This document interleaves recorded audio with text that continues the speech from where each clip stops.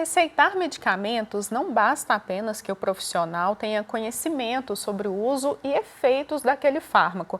É preciso, sobretudo, que a condição clínica daquele paciente, de fato, necessite da administração de remédios para tratar o problema. E na pediatria, a administração de medicamentos esbarra em grandes dificuldades. A principal delas é que nem sempre os remédios apresentam substâncias que podem ser ingeridas por bebês e crianças.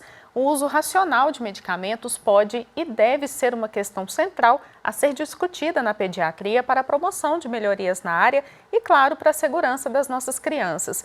Quem fala sobre esse assunto comigo hoje é a pediatra e ebiatra Débora Baeta. Doutora Débora, é um prazer ter você aqui no Bem-vindo hoje para falar desse assunto tão importante. E eu já começo te perguntando o que caracteriza esse uso racional de medicamentos e por que esse tema ele pode e deve ser discutido também na pediatria. Olá, é um prazer estar aqui hoje para poder falar sobre o uso racional de medicamentos na pediatria. É um tema muito importante, porque hoje a gente sabe que a gente chegou na farmácia, a gente consegue comprar inúmeros medicamentos que podem fazer mal para as crianças se usados de maneira inadequada. O uso racional de medicamentos na pediatria, ele passa não somente pelos pais não fazerem o uso de medicamentos que não foram prescritos para os filhos, mas como também da prescrição adequada por parte dos médicos, né? Hoje a gente tem principalmente no SUS atendimentos realizados não somente por pediatras, a gente tem clínicos gerais que não estão tão habituados assim a atender crianças, então acaba que não tem tanto o contato com alguns tipos de medicamentos que não podem ser usados por crianças, dosagens que não são adequadas para serem utilizadas por crianças.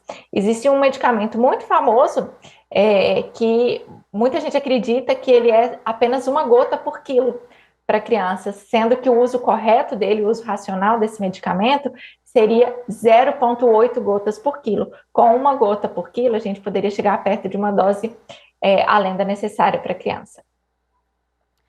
E aí a gente esbarra também em outra questão, né? A gente tem, infelizmente, aí um grande número de pais responsáveis que praticam a automedicação tanto para si quanto para as crianças. Eu queria que você falasse um pouquinho sobre essa questão que pode acabar sendo um problema, né? Muitas vezes esses pais não são médicos, né? Ou não têm esse conhecimento sobre o remédio e pode acabar aí gerando uma superdosagem. É perigoso a automedicação na pediatria também?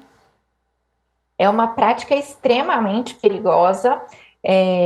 Muitos dos medicamentos, eles podem ser utilizados em doses erradas, fora do prazo de validade, fora do prazo de conservação. Às vezes o medicamento ainda está dentro do prazo de validade, mas depois de aberto, por exemplo, depois de reconstituído, porque muitos são em pós e a gente tem que rediluir, eles só podem ficar viáveis por 7 dias, e às vezes os pais não sabem isso e acabam administrando da mesma forma.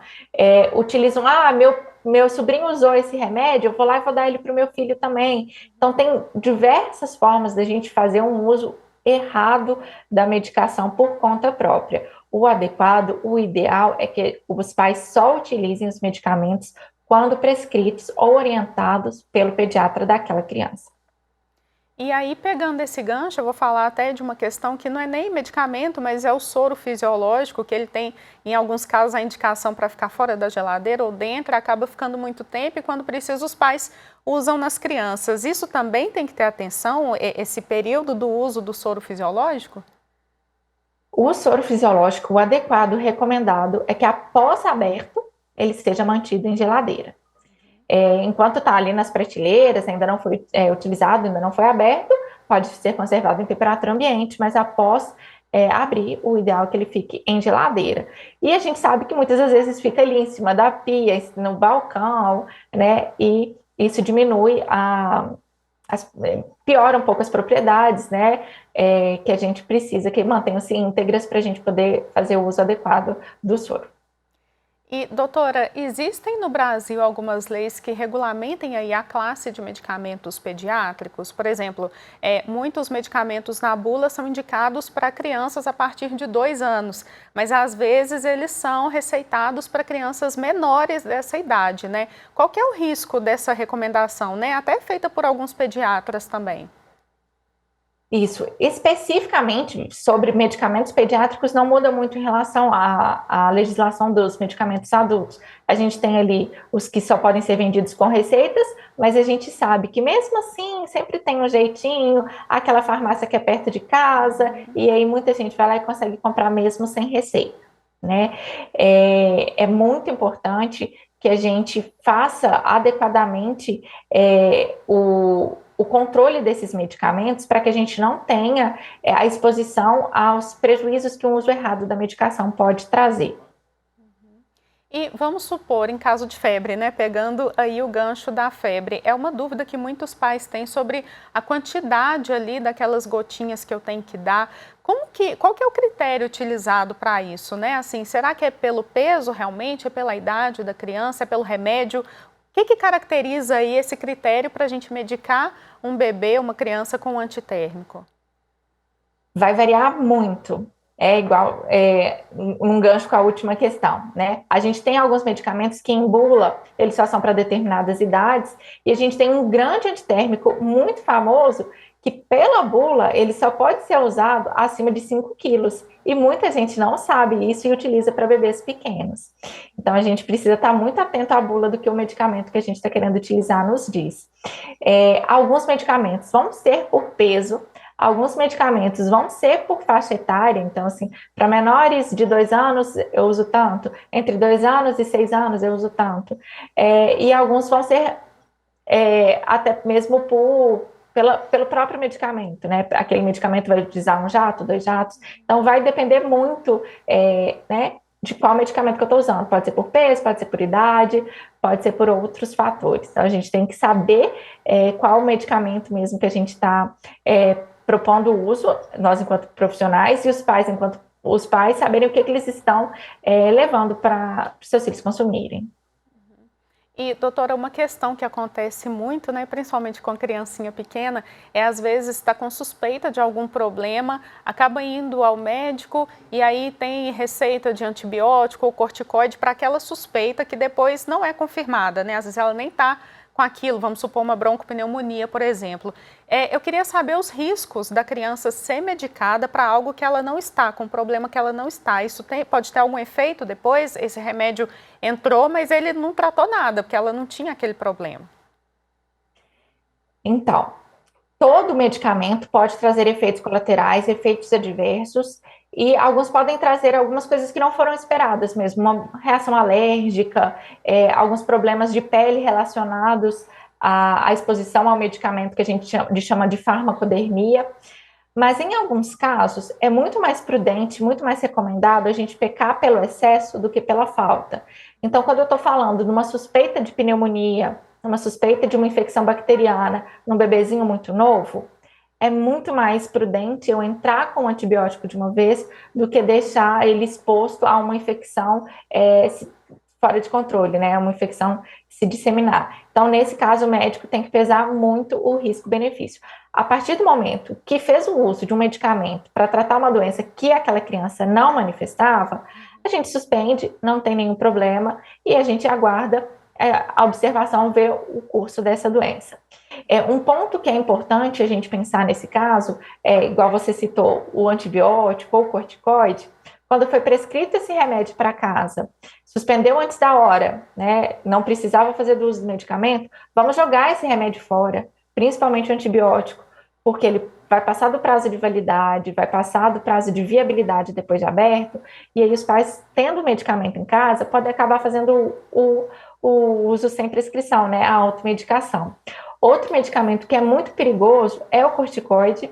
Ele não é um xarope para tosse, ele tem muitas indicações, ele salva a vida quando ele é bem indicado, mas ele não é um xaropinho, não é um remedinho para a gente ter em casa e usar em qualquer tosse, em qualquer gripe, que muitos pais usam achando que o corticoide é um remédio para tosse. Então, é importante.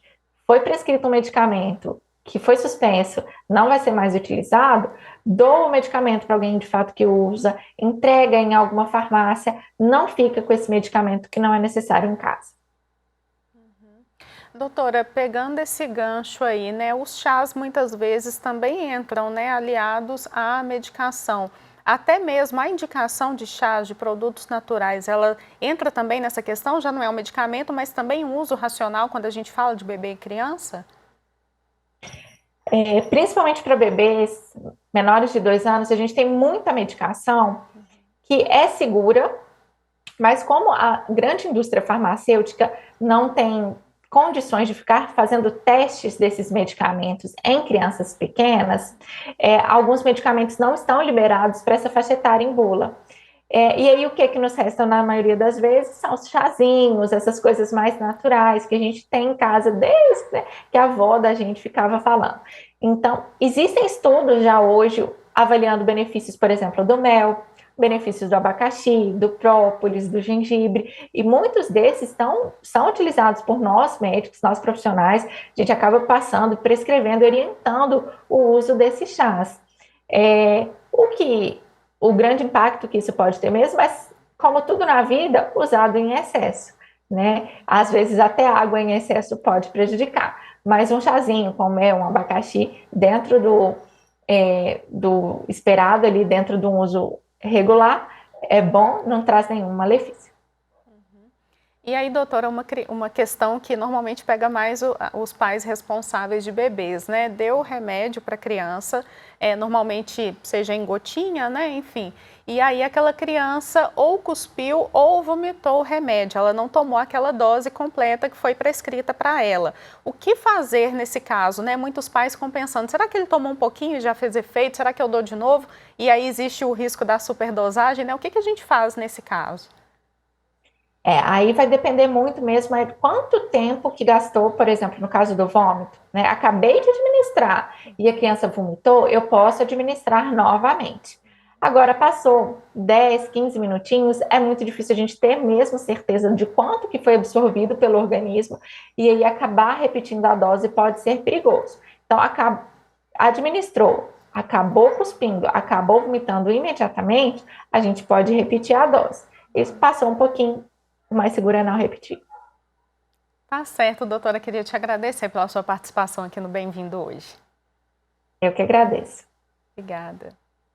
Vocês viram, né? Medicação é coisa muito séria. Caso seu filho apresente algum sintoma e precise ser medicado, o ideal é procurar ajuda médica. Entre em contato com o pediatra que já acompanha o seu pequeno e peça a ele as orientações seguidas. Por melhores que sejam as nossas intenções, o auxílio de um profissional da área é fundamental para evitar efeitos colaterais da automedicação. Até o nosso próximo encontro.